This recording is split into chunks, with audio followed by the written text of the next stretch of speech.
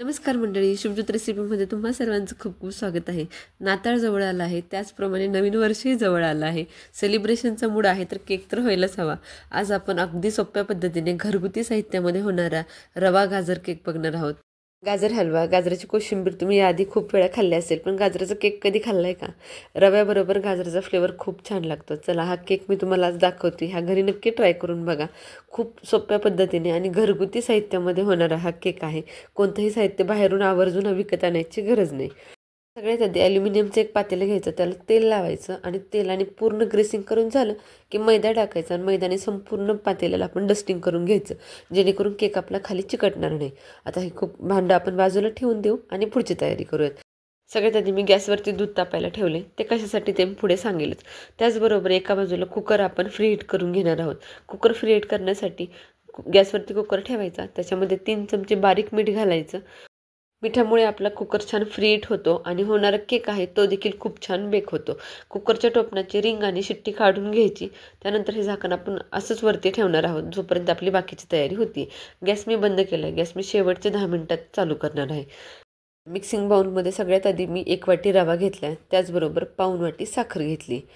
ही साखर मी मिक्सरला दळून घेतली, म्हणजे पिठी साखर घेतली. त्याचबरोबर अर्धी वाटी तेल घेतले. आता हे सगळं प्रमाण आपण ज्या वाटीने रवा घेतला आहे त्या वाटीच्या प्रमाणामध्ये घ्यायचं आहे. म्हणजे 1 वाटी रव्याला पाऊण वाटी साखर, त्याच प्रमाणामध्ये अर्धी वाटी तेल, पाव वाटी दही. हे मी घरगुती दही घेतले. विकतचं दही घेतलं तरीही चालेल, परंतु घरगुती दही घेत असताना ते कमी आंबट घ्यायचं. चला, हे सगळं साहित्य छान मिक्स करून घ्यायचं. बाकीचं साहित्य आपण नंतर घालणार आहोत. दूध आपले इथे गरम झाले, अगदी कडकडीत गरम दूध आपण ह्याच्यामध्ये घालायचं आहे. गरम दुधामुळे रवा फुगायला मदत होते, त्यामुळे आवर्जून यामध्ये गरम दूधच घालायचं आहे. हे सगळं साहित्य छान मिक्स करून घ्यायचं. अगदी स्मूथ असं बॅटर तयार करायचं. नेहमीच्या केकच्या कन्सिस्टन्सीपेक्षा थोडंसं पातळ ठेवायचं, जेणेकरून रवा फुगला की हे साहित्य आपलं घट्ट होणार आहे. आता हे सगळं मिश्रण आपण मिक्सरला एकदा बारीक करून घेणार आहोत. सर्व साहित्य मिक्सरला एकदा फिरवून घेतल्यामुळे तेल, दही, रवा, दूध हे सगळं साहित्य एकजीव होतं. चला, आता हे एकदा मी मिक्सरला छान फिरवून घेते. अगदी फाईन अशी पेस्ट तयार होते. फक्त 2 मिनटंच फिरवायचं आहे, त्यापेक्षा जास्त फिरवायचं नाही आहे. तुम्ही बघू शकता अगदी स्मूथ अशी कन्सिस्टन्सी झाली आहे. आता हे सगळं मिश्रण परत एकदा बाउलमध्ये काढून घ्यायचं आणि हे मिश्रण आपण 10 मिनटं झाकून ठेवायचं, जेणेकरून जो काही रवा फुगायचा बाकी असेल तो देखील आता फुलून जाईल. चला, रवा आपला फुगला आहे. बॅटर आपलं थोडंसं थिक झालं आहे. आता याच्यामध्ये आपण मैदा घालणार आहोत. पाव वाटी मैदा. ज्या वाटीने रवा घेतला आहे त्याच वाटीच्या प्रमाणामध्ये घ्यायचं आहे. पाव वाटी मैदा आणि अर्धा चमचा बेकिंग सोडा, 1 चमचा बेकिंग पावडर. जर बेकिंग पावडर नसेल तर 1 चमचा बेकिंग सोडा घेतला तरी देखील चालेल. त्याचबरोबर चिमूटभर वेलची पावडर. इथे वेलची पावडर वापरण्याऐवजी तुम्ही व्हॅनिला इसेन्स असला घरात तरी घालू शकता, किंवा पायनॅपल इसेन्स घातला तरी देखील खूप छान लागतो. चला, हे सगळं छान मिक्स करून घ्यायचं आहे. कट अँड फोल्ड मेथडने मी मिक्स करते. आता या ठिकाणी हे मिश्रण थोडंसं घट्ट होऊ शकतं, कारण आपण याच्यामध्ये मैदा आणि गाजर घालतो आहे. आणि त्याचबरोबर पाववाटी मी गाजरही घेतले. हे गाजर उभ्या खिसणीने खिसून घ्यायचं, जेणेकरून तारा त्याच्या थोड्याशा लांब पडतील. छोट्या खिसणीने खिसलं तर अगदी गाजराचा बारीक किस होऊन जाईल, तो आपल्या केकमध्ये दिसणारही नाही. चला, मी म्हटलं होतं ना मिश्रण थोडंसं घट्ट होईल. मिश्रण थोडंसं घट्ट झालं. परत त्याच्यामध्ये अर्धा फुलपात्र कोमट दूध ओतायचं आहे. जे आपण अगोदर गरम करून ठेवलेलं होतं तेच मी दूध ह्याच्यामध्ये घातलं आहे.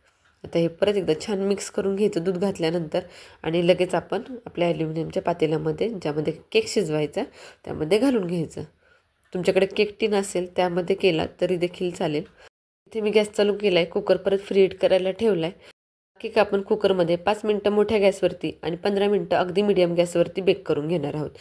पूर्ण 20 मिनटं लागतात हा केक बेक हो. चला, आता हे पातेलं आपण ह्याच्यामध्ये ठेवून देऊयात. पातेलं जर घेत असाल तर नेहमी कुकरच्या तोंडाचा अंदाज घेऊनच पातेलं घ्या, जेणेकरून ते पातेलं कुकरमध्ये बसलं पाहिजे. त्यामुळे पातेलं अगोदर कुकरमध्ये बसते का ते बघायचं आणि त्यानंतर त्यामध्ये बेक करायला ठेवायचं. इथे मी पूर्ण 20 मिनटं केक बेक करून घेतला आहे. मस्तपैकी तो फुगला आहे. तुम्हाला मी काढून दाखवते. 5 मिनटं मोठ्या गॅसवरती आणि 15 मिनटं अगदी मीडियम टू लो गॅसवरती मी हा बेक करून घेतला आहे. अधूनमधून तुम्ही चेक करू शकता. जर झाला नसेल तर परत 5 ते 10 मिनटं कमी गॅसवरती बेक केला तरी देखील चालेल. चला, इथे मस्त असा केक तयार झाला आहे. एकसारखा असा रंगही त्याला आला आहे. आता एका टूथपिकच्या साहाय्याने मी फक्त केक झाला आहे का ते एकदा चेक करते. टूथपिक आतमध्ये घालायची आणि बाहेर काढायची. एक थोडाही केक त्याला चिटकून नाही आला की समजायचं केक आपला छान बेक झाला आहे. चला, आता चाकूच्या साह्याने बाजूने थोडंसं कड्या आपण हलक्या करून घ्यायच्या. आतल्या बाजूने पुश करायचं जेणेकरून कडाही सुटतील आणि बेसला देखील केक सहजपणे सुटतो. एका ताटलीमध्ये भांडं उलटं करायचं आणि त्याच्यामध्ये केक पाडून घ्यायचा. चला केक सरळ करून मी दाखवते तुम्हाला. किती छान असा एकसारखा त्याला रंग आला आहे, कुठेही कमी जास्त कलर झालेला नाही आहे, एकसारखा असा तो बेक झाला आहे.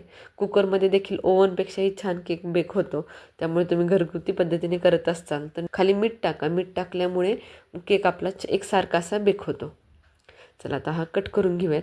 मला केक चौकोनी बिस्किटांच्या आकारामध्ये कट करायचा आहे, त्यामुळे गोल राऊंड केक देखील तुम्ही चौकोनी बिस्किटांच्या आकारामध्ये कसं कट करू शकता ते मी दाखवते.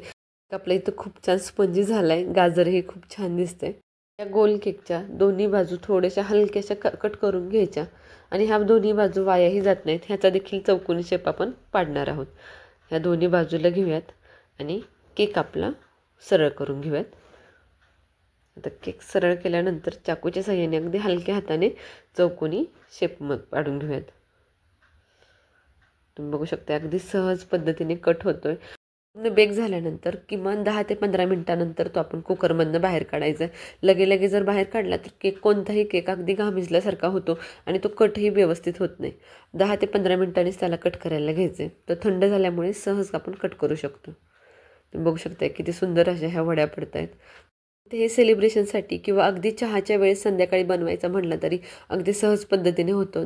घरगुती साहित्यामध्ये आणि कमीत कमी वेळात हा केक तयार होतो. मुलांना तुम्ही टिफिनला सुद्धा देऊ शकता किंवा कोणी पाहुणे येणार असतील त्यावेळेला देखील तुम्ही हा केक करू शकता. अतिशय सुंदर असा हा आपला रवा गाजर केक तयार झाला आहे. तो मी प्लेटिंग करून घेते. चला आजची ही सगळ्यात सोपी केकची रेसिपी तुम्हाला कशी वाटली हे कमेंट सेक्शनमध्ये नक्की सांगा. चॅनलला जर आपल्या आत्तापर्यंत सबस्क्राईब केलं नसेल तर नक्की सबस्क्राईब करा. भेटूयात पुन्हा एकदा अशाच नवीन आणि छान रेसिपीसोबत. धन्यवाद.